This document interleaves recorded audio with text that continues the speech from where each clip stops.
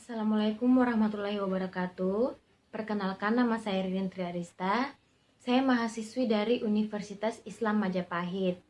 Saya dari Prodi Pendidikan Bahasa dan Sastra Indonesia. Tujuan saya membuat video ini untuk memenuhi tugas keterampilan menyimak, yaitu praktek menyimak cerita rakyat. Baik, berikut video yang akan kita simak.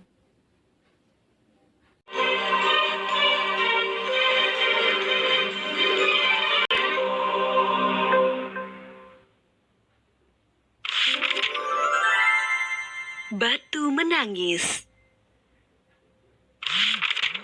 Pada zaman dahulu kala, hiduplah seorang ibu dengan anak perempuannya yang bernama Darmi.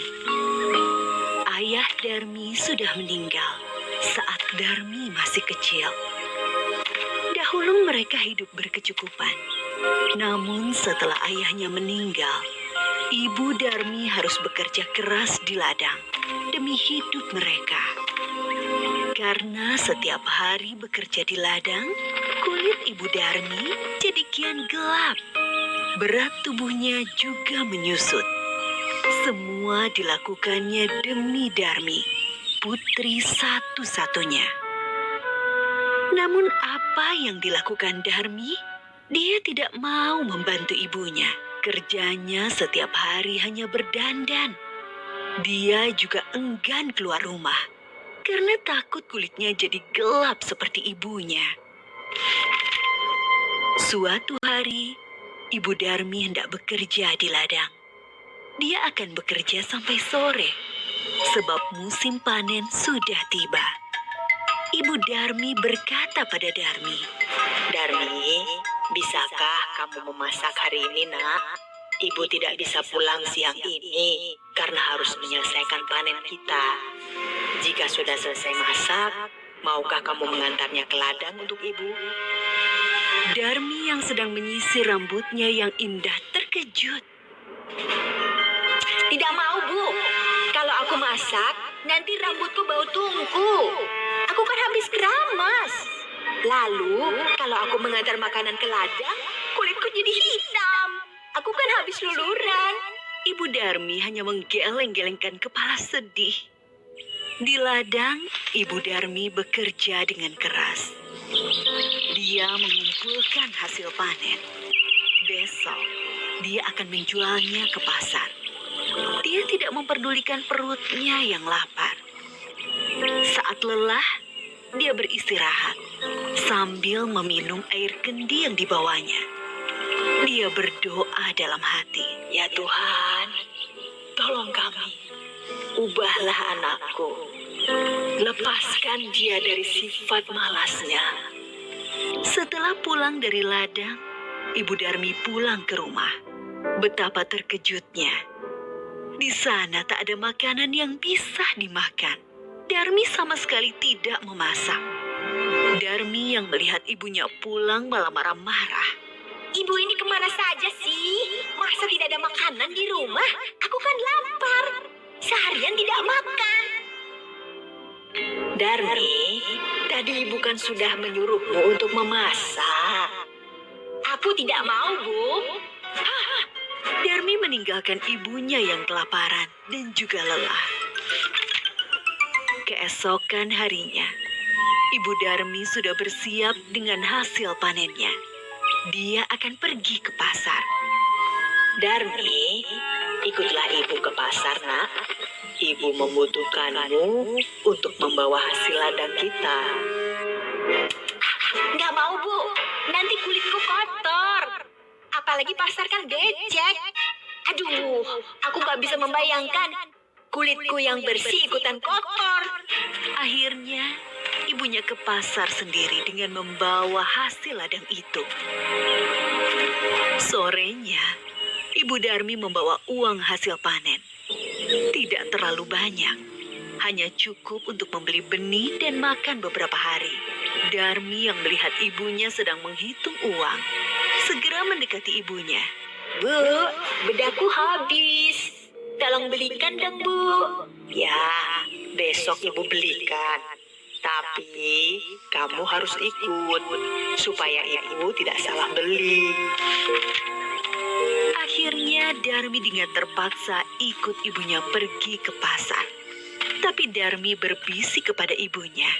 Bu, nanti kita jalannya jangan berdampingan. Ibu di belakangku saja. Kenapa Darmi? Pokoknya ibu jalan di belakangku. Darmi sebenarnya malu berjalan bersama ibunya yang berkulit gelap dan wajah yang tak terawat. Tiba-tiba, di tengah jalan, ada seorang teman Darmi yang menghampiri dan bertanya. Hai Darmi, kamu mau kemana? Aku mau ke pasar. Teman Darmi melihat ibu Darmi dengan pandangan bertanya. Dia siapa Darmi? Ibumu ya? Darmi yang tak ingin temannya tahu jika dia punya ibu yang kotor dan jelek, segera menjawab. Oh, dia pembantuku. Tentu saja bukan ibuku. Ih, amit-amit deh. Betapa sedih saat ibu Darmi mendengarnya. Namun hanya ditahan dalam hati. Mereka melanjutkan perjalanan. Darmi bertemu dengan temannya yang lain. Darmi, kau mau kemana? Aku mau ke pasar. Ngomong-ngomong, siapa yang ada di belakangmu? Apa dia ibumu? Bukan. Dia bukan ibuku. Dia pembantuku. Sungguh hati ibu Darmi semakin sedih. Begitu tega anaknya mengakui dirinya sebagai pembantu. Namun sekuat tenaga dia berusaha menahannya. Sampailah Darmi dan ibunya di pintu pasar. Saat mereka akan memasuki pasar, lagi-lagi Darmi bertemu temannya yang lain. Darmi, tumben kamu pergi ke pasar. Siapa yang berjalan di belakangmu? Itu pembantuku. Ibu Darmi tak kuasa menahan air matanya. Dia sudah tak tahan lagi. Maka dia pun berdoa dalam hati. Baik, itulah tadi cerita rakyat dari Kalimantan Barat yaitu Batu Menangis. Dalam cerita ini, animasinya sangat bagus dan mudah dipahami oleh anak-anak yang menontonnya atau orang dewasa. Suaranya juga sangat bagus dan sesuai ekspresi dari tokoh tersebut.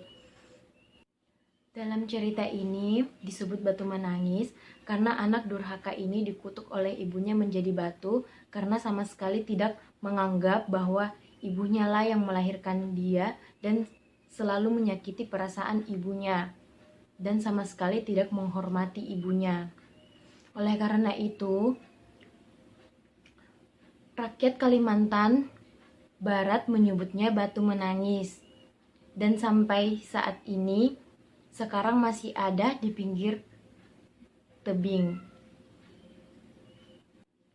Jadi amanat yang bisa diambil atau pesan yang bisa diambil yaitu hormatilah orang tua kita, terutama ibu yang telah membesarkan kita dengan penuh kasih sayang. Jangan sekali-kali menyakiti perasaan ibu kita. Sekian dari saya, kurang dan lebihnya mohon dimaafkan. Wassalamualaikum warahmatullahi wabarakatuh.